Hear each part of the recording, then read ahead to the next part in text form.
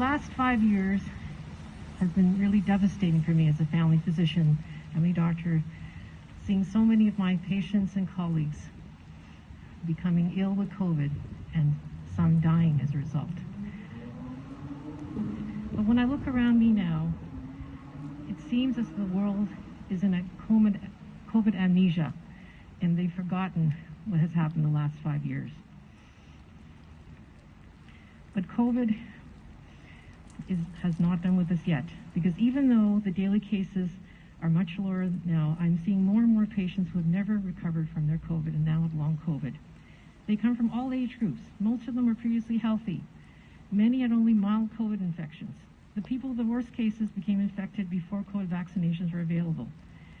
I've gotten permission from them to share some of their stories. My 13-year-old patient who is still struggling with abdominal pain after 4 years. My 27-year-old patient who drives to work the same route every single day, but suddenly will forget where she is. My 37-year-old nurse who got COVID on the job and who crashes and has to lie down for several days if she does just a little bit more that day. And my 85-year-old patient who's now had several brain hemorrhages as well as falling from COVID-induced dizziness. As of September 2024, StatsCan says that 1 in 5 Canadians now have long COVID, and over 100,000 people are now no longer able to work as a result of COVID.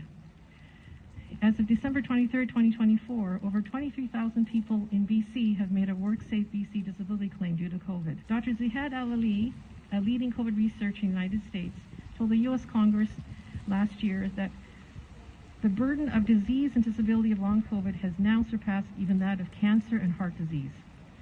Children have not been spared. 2 U.S. studies in 2024 found that 25% of children are experiencing long COVID after COVID infections. And because COVID is affecting them at the most critical time of their development and growth, these researchers believe these children will go on to have long-term disability.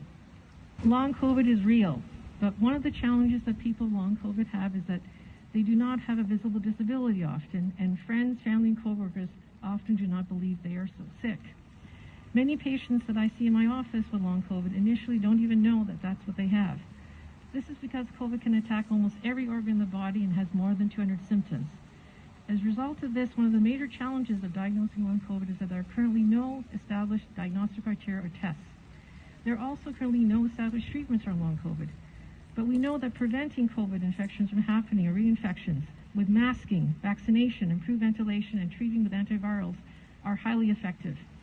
There are also very limited resources for long COVID patients. In BC, we have 2 long COVID clinics, but they have wait times of more than 6 to 9 months with thousands of people on the list. Another major issue is that many physicians and other healthcare workers across Canada are unaware of long COVID, and worse yet, many deny that long COVID exists. The Canadian Pediatric Society November 2024 position statement now classifies long COVID in children as a psychiatric somatization disorder. In other words, it's all in their heads. The estimated 3.5 million Canadians with long COVID are just the tip of the iceberg. Dr. Mona Nemer, the Chief Science Advisor of Canada, has called COVID a mass disabling event. In 2023, the Canadian Task Force of Post-COVID Conditions made a list of recommendations, including increasing funding for research into testing and treatment of COVID and improving public awareness and awareness of healthcare professionals of long COVID. But currently there's been very little done.